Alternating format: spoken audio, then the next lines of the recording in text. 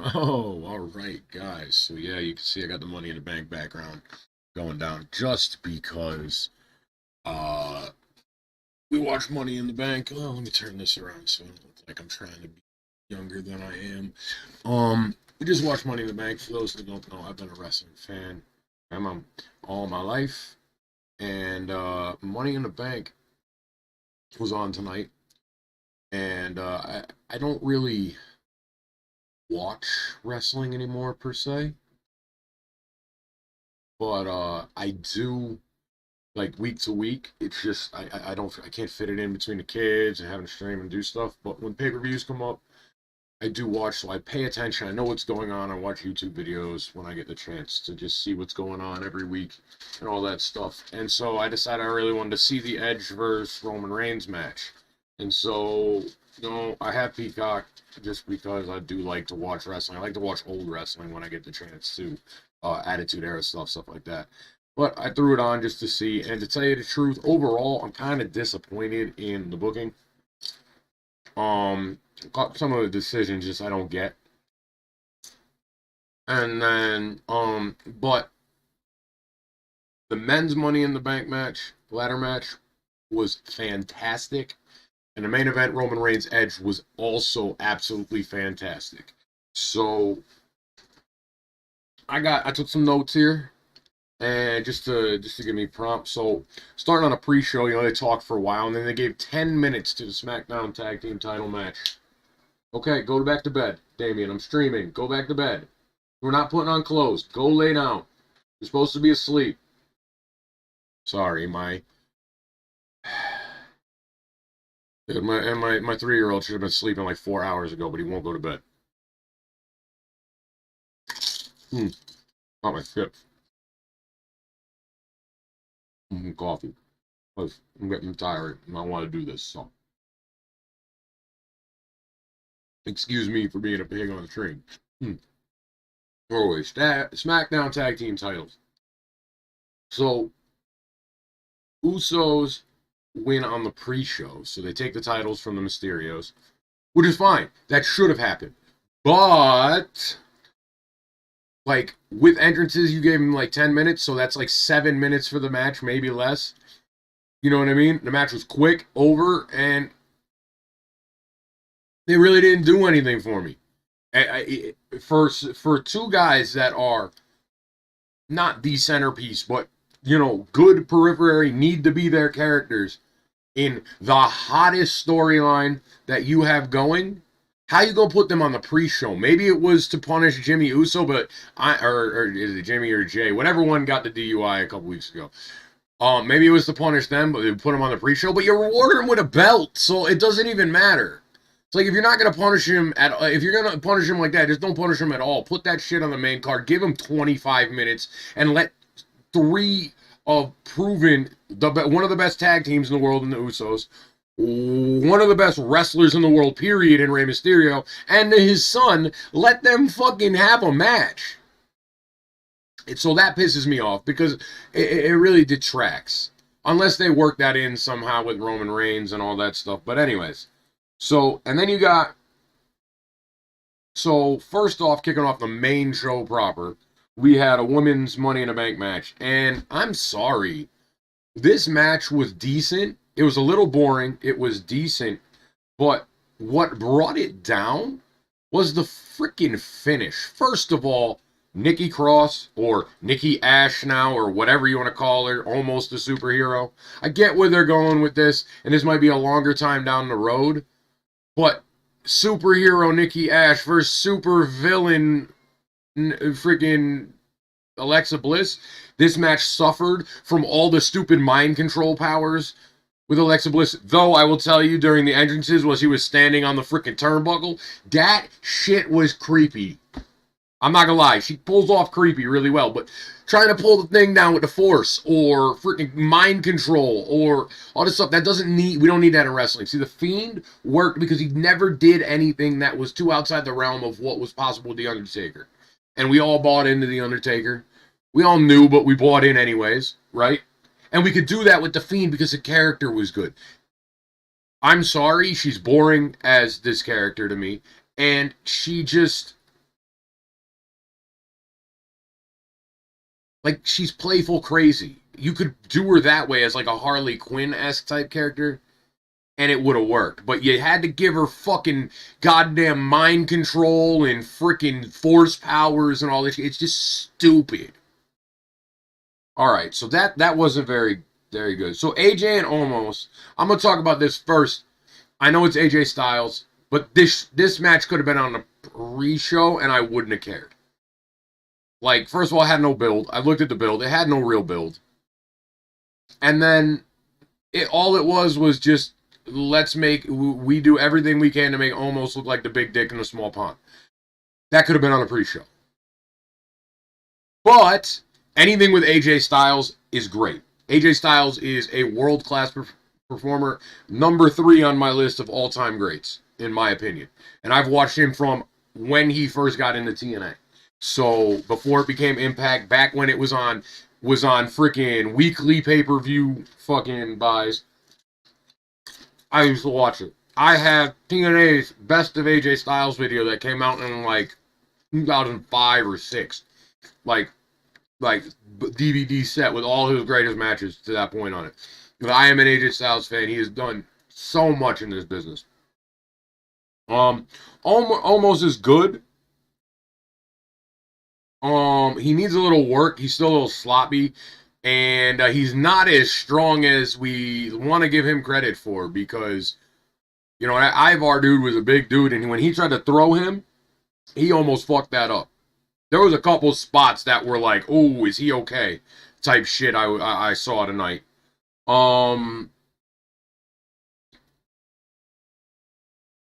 So obviously the Viking Raiders are really good. They're good at what they do. And so the match was good. I think it breaks even though, because there was no investment in it. It was just there. So then you have Kofi Kingston versus Bobby Lashley for the WWE title. You know, there were segments thrown in here. I didn't take notes on the segments. They're never memorable anymore, so I don't really say about them, good or bad. Kofi versus Lashley, WWE title. Ooh, I love the way Lashley wrestles, but I am mad at this match. And I will tell you why I am mad at this match. This match should have been so much better. It could have been so much better. And instead, it was just Lashley squashing Kofi Kingston. Now, I understand Brock's supposed to come back. Goldberg's supposed to come back. So you have two monsters in whatever configuration you want to put them in for anybody you want them to fight with. Who knows what Brock's going to do?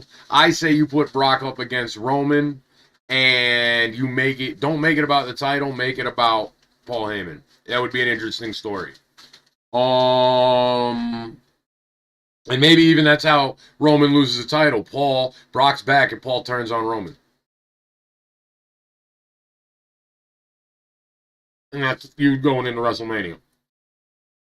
Paul turns on him, you create sympathy, you make Brock the big monster, you create sympathy for this new Roman Reigns, and he starts to slowly, up until WrestleMania, by Royal Rumble, you'll have him back into face spot with the new character, and then you'll have everybody wanting him to win by WrestleMania if you do it the right way. But, like, Brock didn't come back. Like, I get it. It's probably to do the super Brock Lashley match that everybody's wanted for years. Cool. I'm down with that. But you should have had Brock come back at Money in the Bank then. You shouldn't have had Brock. And the reason why is because Brock squashed Kofi to win the title on the first Fox SmackDown. Now we had to make Lashley look like he was never in danger from Kofi, so they're on equal footing. I get it. But you should have Brock return so it makes sense. A lot of people watching were very disappointed because even we knew Lashley was going to win this match. We all know Lashley was going to win this match. But it just makes Kofi look so bad. And I feel bad because I like Kofi as a wrestler. I think he's very talented. I think he deserves to be in that spot. And they made him look horrible because they need to build Lashley because everybody hates fucking Raw. And this is why everybody hates Raw. It's decisions like this. It's just making a decision like this and then not giving us an explanation for another month when Brock returns at SummerSlam. If Brock was coming back, and with no Brock coming back, this is when they should have brought him back. So Lashley, Brock 1 can happen at SummerSlam. Lashley, Brock 2 can happen at WrestleMania. And then Lashley, Brock 3 can happen next year at WrestleMania. Kind of like an Austin fucking, you know what I mean?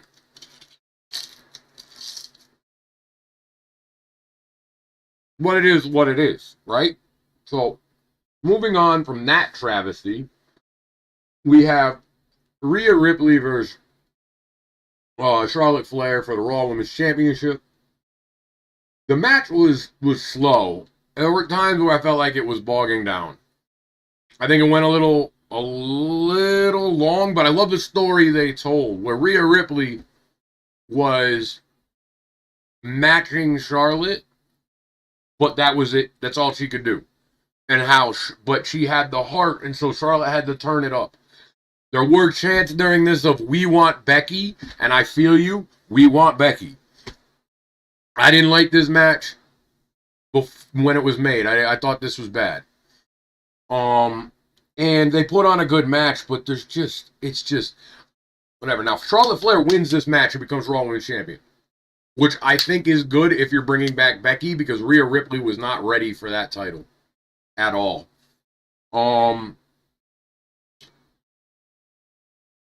The finish, though, with the staircase, kicking it into her knee, and then doing the figure 8. I get how that would work, but how's that not a DQ? How's that not using a weapon? Like, I don't, sometimes I don't get it. The rules are just there, and then when we need them to not be there, we ignore them. No, that's using a weapon. Like, you weren't fucking putting her in a hold or using a wrestling move to hurt her knee. You were literally fucking using the stairs to hurt her knee. That was using a weapon. How's that not a DQ? But other than that, the match was decent. It was a little slow in the beginning. Started out slow. There was a build. But it wasn't the slow that the main event will have later, which was a good slow build because Edge and Roman Reigns know what they're doing. It was just boring. And then it picked up, and then it got good. So now we got the men's Money in the Bank match, and this is where the matches get really good. If it wasn't for how good the main event was, I would say this was the match of the night. So there's too much to go through here. Spot on spot on spot. One of the ones I can remember is Riddle pushing the ladder over with Ricochet on it, and he jumps to the ropes and springboards on everybody else. That was pretty cool. I thought it was cool how Riddle was using the RKO and it was doing some of the Randy Orton mannerisms in his own way, taking on traits of Randy. I like this RK Bro thing. I think this is it's gonna work really well. Randy always tends to make everything he does work, so that's really good. KO won. KO was on point. KO always delivers. KO is one of the top guys, I think, working right now, and he deserved to win this match, but neither here nor there, because Big E also deserved to win this match, and he won, so you know what I mean? But I also have to ask, is KO okay after that fucking powerbomb through that ladder? Like, I'm sorry, but that was nuts. And then, obviously, Big E with the big ending off the ladder to Seth Rollins was fucking nuts as well. And that doesn't even crack the ice on how nuts some of the stuff that happened in this match were. This was an excellent Money in the Bank ladder match. And it had a proper finish. Dude, oh, that's right. The finish to the women's ladder match with Nikki Ash winning, climbing over everybody else. Why wouldn't whoever she was on top of, and I didn't see who it was, just fall off the mat? The thing. That finish was just stupid. But anyways, so, the other thing, Jinder and well, not the Singh brother little, but his lackeys, kidnapped Drew McIntyre during the match. They, like, literally kidnapped him. They just dragged him off and we didn't see him again. Like, what was that about? But It works because I didn't want Drew McIntyre to win this match. I would say KO, Big E, maybe Riddle, but they're really building towards this tag team with Riddle and Randy. So, and then Johnny Drip Drip. I really wanted Johnny Drip Drip to win. I don't know why. And the spot where he hit Nakamura with the drip stick. Oh. I liked the team up with Rollins and John Morrison, Johnny Drip Drip. I think that could work if they want to get rid of the Miz, because they could get rid of the Miz, and I don't think anybody would care. A few people might care. Like, if you care, let me know. And then we had the main event. And the main event was amazing. Main event is the night. So it was slow in the beginning. I love the whole shove to the face by Roman, and then Edge gives it right back to him. The slow build, and then Roman just starts decimating, just destroying Edge like it's nothing. Like it's nothing. And that's okay. I'm not mad at that. Not mad at that at all. It worked in the context of the match. Edge was always going to have to survive the onslaught until Roman started to tire out, and that's what he did. Now, Paul Heyman, there's one point right before freaking Roman starts where Paul Heyman is caught saying, "What would your father do?" as Roman wanted to leave because he didn't want to fight Edge. Holy shit, I love it. This entire fucking angle about the bloodline and Roman being the chief and all that stuff. It's just so good. I mean, we're at the point where Roman is, including the entrance music, at final boss level. All right, so now the next thing I have in my notes, the next great thing for this, the fucking spear spot on the outside. Holy shit, that was crazy. That was absolutely nuts. Roman missing the spear going. Give me a minute. I have to finish what I'm doing, Damien. Jesus. So the spear spot through the barricade, and then Edge coming around again after that and spearing him through the other part of the barricade. That whole section gone. That was crazy. And then the ref bump. The bump itself made sense. Edge went down into the ref's knee. He might have been fucked. He could have tore something with that. That was a ref bump. Sometimes it's just like the ref like gets breathed on and he's down for 20 minutes. It's fucking crazy. But this one actually made sense. And the EMTs coming down to check on the ref. The only thing about that whole situation was, why did it take WWE so long to send in another ref? That was the odd part. It was like, yo, we got a fucking Universal title going on in a main event, and it's going to take us 5 whole minutes to find another ref. I know it's written, but holy shit.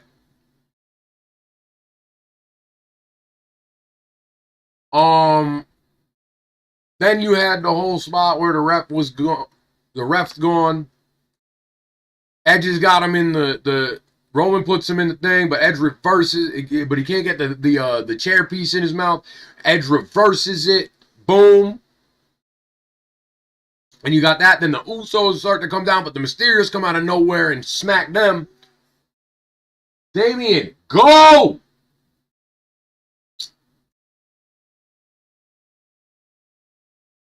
I'm sorry, guys. Like, my 3-year-old, if he doesn't fucking go to sleep, I'm going to lose my mind. Oh. Roman. So then, there's another spot, and this is a kick-out spot that was amazing, too. So they're waiting on the ref to come running down, and Edge has got Roman pinned after. This is where, okay, so Roman went for the spear, and Edge ended up spearing him instead. So he's got him covered. The crowd counts 1, 2, and it's because of his character. I know some people might have missed this in the thing, like it was instinct. He was just counting in his head. No, he kicked out on 2 for the crowd to fucking goddamn spite them. That's his whole character. The whole time he was telling the crowd, no, you're going to acknowledge me. Fuck you guys. Who's the bitch now? Like, he was talking shit to the crowd the whole fucking match. He kicked out on two to spite them. And then kicked out again when the ref got there. That's awesome on Roman Reigns. Such a good performer. Edge had, or Rollins had run in after cutting a promo earlier saying he's next in line, and he's been pissed off at Edge for stealing his spot to fight for the Universal title. So he had come in and broken it up while the ref wasn't there, leading to the kick out spot. And then he comes back after Roman kicked out again. He comes back, goes to freaking, jumps up on the thing. Edge knocks him off the apron. And Roman turns around into a Roman Reigns spear, 1, 2, 3, match over. Seth Rollins and Edge end up Seth Rollins ends up beating on Edge. Then he gets up and he goes to Roman Reigns, telling him, I'm next, this, that, the other, blah, blah, blah, blah, blah. And then Edge comes out of nowhere and starts beating up Seth Rollins. They brawl into the back. And right after that happens, Roman Reigns' music's playing. He grabs the mic. He's going to cut a promo. He's going to say, acknowledge me. He says, acknowledge me. And then John Cena's music hits and he makes his return. He comes out, celebrates, taking the limelight. Okay, so this is a callback. And people might not understand, oh, that was stupid. He just came out. No, it's a callback to their match where Roman got embarrassed in that promo by John Cena. It's a callback to that. Roman had said John Cena, always being a part-timer, comes back and hogs the spotlight from the young guys. Now Roman's on top, and what happens? John Cena comes back and takes his spotlight after he wins the match. Gives him the you can't see me. I like that. I think the WWE would have been better off if Cena were able to have stayed during the pandemic. But I think there was an overwhelming positive reaction for John Cena coming back. Like, even people, you could tell there was some boos, but even people who would normally boo were happy to cheer for his return. And I think it's something that WWE's been lacking, and I think this is a good direction to go in for SummerSlam for Roman Reigns. I think Goldberg is the build for probably going to be for the build for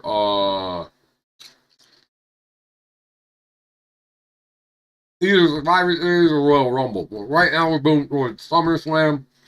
I think a returning John Cena, probably going to lose to Roman Reigns, which I will, I'd be pissed if John Cena came back and immediately got a match with Roman Reigns and won the title. I'd be pissed.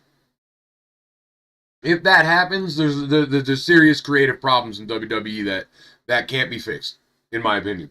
But yeah, so I think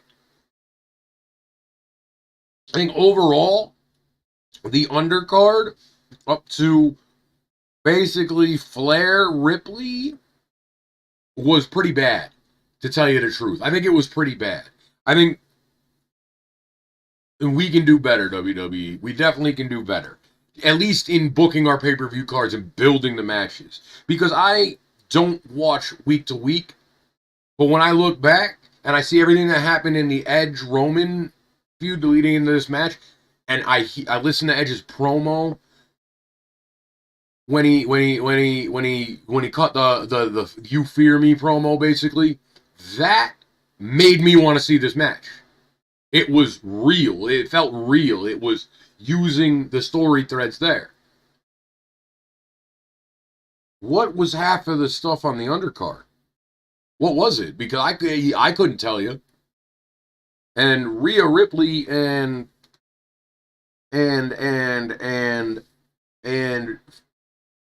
Charlotte Flair get a good job, because the match, while it started out slow, turned out to be really decent in the end. And I'm happy Flair won, because I really don't think Rhea Ripley is championship material at this point. She could be later, and she's a good performer, but I don't think she's ready for that top of the mountain thing. Bianca Belair, on the other hand, yeah.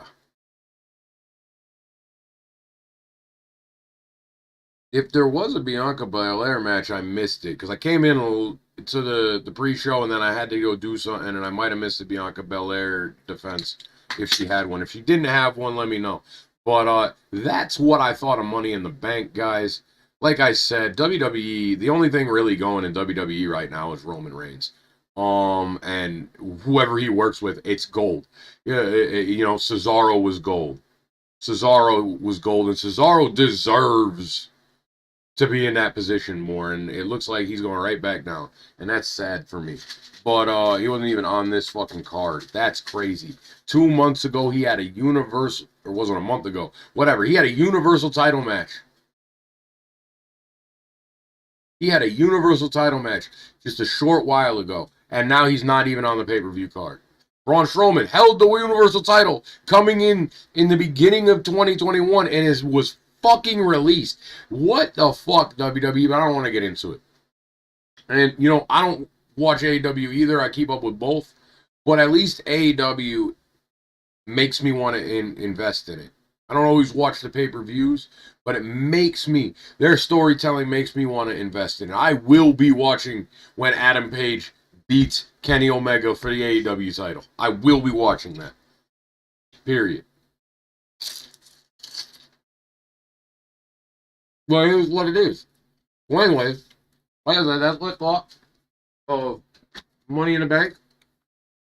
I think WWE can do better. If they can pull this off with Roman Reigns, they can do well with everybody. Personally, I think Vince needs to get his head out of his ass, see what Paul Heyman did to Roman Reigns, and be like, yo, Paul, fix my company. Fix the creative in my company. Paul Heyman will have this money. They'll have the WWE printing money in 2 years if you let him run it. Guarantee it. He's just too good at what he does. And people don't give him enough credit.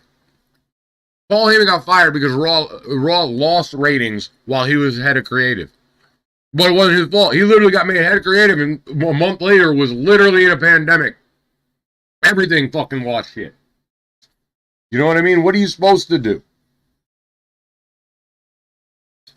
Anyway, I gotta go take care of the 3-year-old.